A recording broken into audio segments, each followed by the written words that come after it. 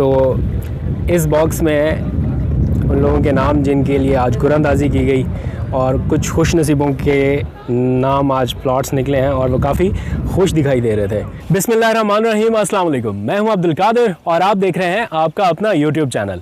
आज तारीख है 18 मार्च और दिन है जुमेरात का।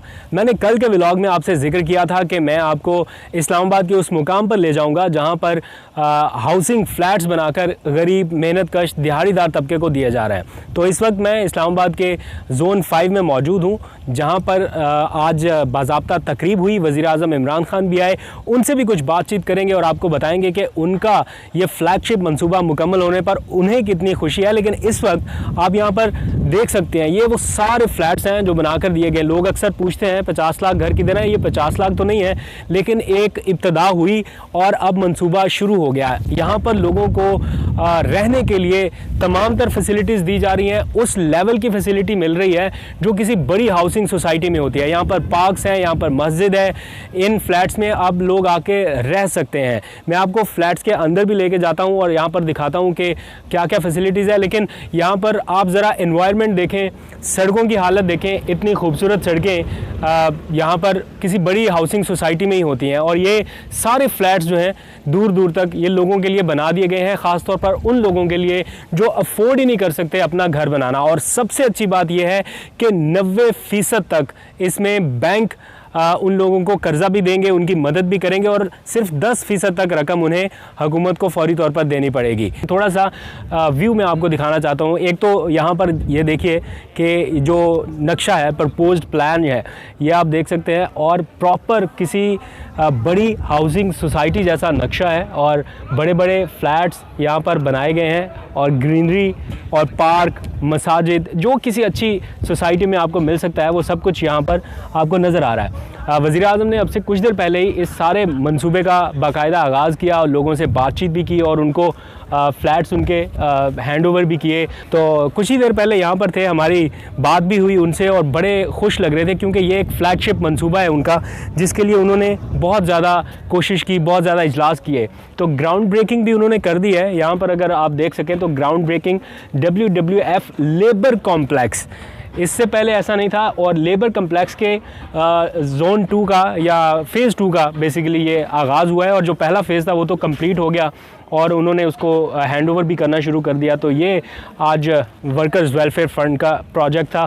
यहाँ पीछे भी आप अपार्टमेंट देख सकते हैं, यहाँ ये भी बने हुए हैं। उस तरफ रिजवान ज़रा दिखाने की कोशिश कर सकते हैं हम अपने नाजरीन को कि वो सारे, मैं आपको करीब जाके भी दिखाऊंगा, लेकिन वो सारे अपार्टमेंट इस तरह बड़ी बड़ी हाउसिंग सोसाइटी में महंगे महंगे अपार्टमेंट्स इस तरह बना के बेचे जाते हैं। और यहाँ पर ये लोगों को 20 साल तक की आसान तरीन इकसात पे आप 20 साल में इसकी अदायगी कर सकते हैं। इतनी बड़ी सहूलत और 90% तक का कर्ज़ आपको बैंक देंगे, आपने सिर्फ 10% तक की देनी है किस्तें। और यहाँ पर ये सारे पीछे जो अपार्टमेंट्स हैं वो बने हैं। लेकिन एक गौरतलब जो बात है जिसकी तरफ मैं तवज्जो दिलाना चाहता हूँ वो ये कि इस सोसाइटी में ये जो सोसाइटी है, एक तो ये अपार्टमेंट्स हैं जो गवर्नमेंट ने बनाए और जो सोसाइटी है वहाँ पर एक प्लाट की कीमत 1.5 करोड़ रुपए है। 1.5 करोड़ से कम में यहाँ पर जगह नहीं मिलती। इस्लामाबाद का ये जगह और उसके ऊपर फिर अगर आपने अपना घर बनाना हो तो 2 करोड़ 2.5 करोड़ रुपए तक जाता है सारा मामला। और उसके बिल्कुल साथ ये बाउंड्री वॉल लगा कर उसके बिल्कुल साथ ये मज़दूरों के लिए इन्होंने ऐलान किया देने का।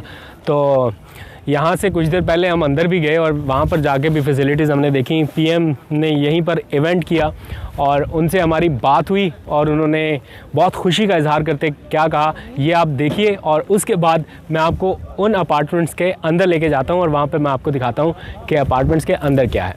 प्राइम मिनिस्टर साहब, ये बताएँ कि ये प्रोजेक्ट तकरीबन 20 साल के बाद मुकम्मल हो रहा है। इससे पहले वाली हुकूमतों की तवज्जो नहीं थी क्या इस प्रोजेक्ट पे? अभी पूछते हैं नया पाकिस्तान हाउसिंग मंसूबा कहाँ है, 50 लाख घर कहाँ है? उनके अपने दौर में ये मंसूबा शुरू हुआ लेकिन मुकम्मल नहीं हुआ, कॉन्ट्रैक्टर्स भाग गए इस मंसूबे से। अभी जुल्फी बुखारी साहब ने इसको मुकम्मल किया, तो क्या फ़र्क? देखिए, इसमें 25 साल पहले ये सारी जगह ली गई थी हाउसिंग के लिए, मज़दूरों के लिए। वर्कर्स वेलफेयर फ़ंड ने ये जगह ली थी, लेकिन वर्कर्स वेलफेयर फ़ंड करप्शन का पलंदा था। इसमें पैसे बनते थे, सब कुछ होता था, लेकिन मज़दूरों को कुछ नहीं मिलता था। गवर्नमेंट का एक इरादा था कि हमने ये काम करना है, तो वो 25 साल पुरानी स्कीम को रिवाइव किया गया और आज आपके सामने 2.5 सालों में ये पूरा सारा एक सोसाइटी बन चुकी है और खड़ी हो गई है। हमारे जो 2 शहर हैं, एक बंडल आइलैंड जिसके ऊपर हम कोशिश कर रहे हैं लेकिन सिंध हुकूमत इस वक्त वहाँ परमिशन नहीं दे रही, दूसरा है हमारा रावी प्रोजेक्ट, और उसके अलावा भी एक और बहुत बड़ा प्रोजेक्ट है, वो है सेंट्रल बिजनेस डिस्ट्रिक्ट जो बनने लगी है वॉल्टन एयरपोर्ट के ऊपर, जो कि पूरा एक मॉडर्न कॉन्सेप्ट है। ये सिर्फ यही अगर इनमें से सिर्फ रावी प्रोजेक्ट, नया पाकिस्तान प्रोजेक्ट और ये हमारा जो सेंट्रल डिस्ट्रिक्ट, अगर बंडल आइलैंड ना भी किया जाए, यही 50 लाख से ज़्यादा घर बन जाएंगे। तो ये हैं वो फ्लैट्स जो बनाकर इन मकीनों के हवाले किए गए हैं। बाहर से इस तरह के हैं और अंदर से क्या है वो मैं आपको दिखाता हूँ। अभी इनको फर्निश किया गया है या नहीं और क्या क्या फैसिलिटीज़ हैं ज़रा मैं आपको दिखाता हूँ। तो कुछ रूम्स यहाँ पर हैं और कुछ रूम्स इस तरफ हैं, तो आपको दोनों दिखाता हूँ।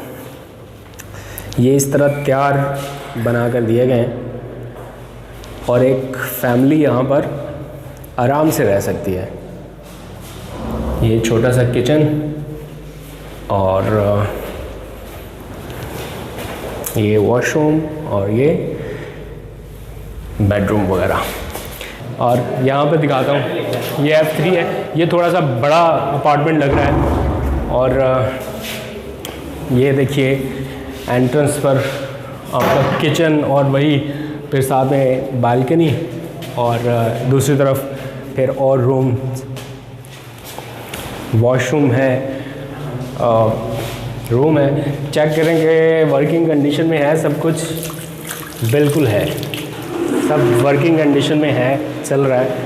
तो ये आप आगे यहाँ पे अपनी रिहाइश रख सकते हैं। इस नौयत के है, यहाँ पे बिल्कुल तैयार कर दिए गए हैं। तो इस बॉक्स में उन लोगों के नाम जिनके लिए आज कुरानंदाज़ी की गई और कुछ खुश नसीबों के नाम आज प्लॉट्स निकले हैं और वो काफ़ी खुश दिखाई दे रहे थे।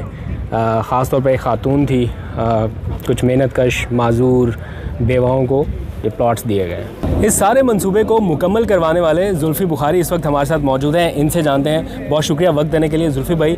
25 साल के बाद ये मंसूबा मुकम्मल हो रहा है, क्या कहेंगे? और दूसरा एक और क्वेश्चन ये भी है कि आम जो मज़दूर तबका पूछ रहा है, सवाल कर रहा है कि हम कैसे इसमें पार्टिसिपेट कर सकते हैं, अप्लाई कोई कैसे करे, किस तरह से हासिल कर सकता है? ये देखें, पहली चीज़ तो ये कि वो ऐसे कर सकते हैं कि हमने इश्तिहार डाला था अखबारों में कि वो फिर अप्लाई करें, उसकी कई क्राइटेरियाज थी, क्राइटेरिया मीट करें। हमने कोशिश की थी कि इस जो पहले जो ये 1509 घर हैं, इनके लिए हम लेबर में भी जो सबसे गरीब तबका है, तो हमने वो कोई 5 लाख की लिमिट डाली हुई थी कि इससे ज़्यादा आपके पास बैंक बैलेंस ना हो वगैरह वगैरह। तो हमने ऐसे क्राइटेरिया डाली थी कि ये और भी हम उस तबके को हम की तरफ जा सकें। तो ये इसका पहला था। इसके बाद टेक्सला में भी हो रहा है, पेशावर में भी, मुल्तान में भी, तो इंशाल्लाह इसके हम बढ़ाते जाएंगे। जहाँ तक आपने बात की, देखें मुझे पता है कि कल परसों से भी उठ जाएंगे सारे ऑपोजिशन वाले कि जी ये तो हमने, ये हमारा एक मंसूबा था। जी था 25 साल पहले। जब आप एक PC1 बनाते हैं, आप 2 साल का बनाते हैं, ज़्यादा से ज़्यादा आप बहुत ही कमज़ोर हों, बहुत ही नालायक हों, आप 3 साल का दे देंगे। लेकिन आप 25 साल का मंसूबा लेके नहीं करते। इसमें कादिर भाई किसके पैसे थे? मेरे तो नहीं थे। इसमें तो लेबर के वेलफेयर के पैसे जो आप बात करें, जब इदारा कंफर्टेबल होता है, इदारा जब प्रॉफिटेबल होता है, सही तरीके से चल रहा होता है, तब आप ज़्यादा मंसूबे और वेलफेयर दे सकते हैं। इन्हें 25 साल गरीबों का पैसा बगैर सोचे, आप सोचे 25 साल पहले ये ज़मीन कैसे हुई होगी? बिल्कुल वीराना, ना बंदा ना बंदे की ज़ात। उस जो PPP का मिनिस्टर था, उसने आके क्या सोचा होगा कि ये मैं अभी ख़रीदता हूँ, किसी को पता नहीं चलेगा, किक बैक लेता हूँ, ये कब आबाद होगा, क्या होगा, उसको क्या पता आबादी इतनी तेज़ी से 25 साल बाद। या तो हम उसको दाद दें कि उसने 25 साल बाद का सोचा था, तो मतलब है कि बीच में इस्लामाबाद को कुछ नहीं दिया 25 साल से, सिर्फ अपना किक बैक दिया। सर, आपके सियासी हरीफ इसको सियासी नारा समझते थे, नया पाकिस्तान प्रोजेक्ट को। माशाल्लाह गवादर क्रिकेट स्टेडियम से यहाँ तक हम देख रहे हैं कि पीछे बैकग्राउंड के अंदर बड़ी मेहनत की जुल्फी भाई ने भी और आपकी हुकूमत ने भी। तो सर, अगला प्रोजेक्ट आपका क्या होगा? ये तो अब पाया तकमील तक पहुँच गया, आगे 2.5 साल रह गए सर, नया हाउसिंग प्रोजेक्ट के ऊपर कितने लोग मुस्तफ़ीद हो सकेंगे? देखिए, सबसे पहले मैं बताऊँ कि हमें देर क्यों हुई। देर इसलिए हुई कि देखें, कोई हुकूमत तो घर नहीं बना सकती सबके लिए, दुनिया में कोई भी, यानी अमीर तरीन में हुकूमत भी बना नहीं सकती। लेकिन हुकूमत करती क्या है कि वो फैसिलिटेट करती है, वो मौके देती है आम लोगों के लिए आसानी से घर बना सकें, अपने घर ख़रीद सकें। तो वो मौके इस तरह देती है कि वो ये जो वो आसान किस्तों पे कर्ज़े दे देती है लोगों के लिए।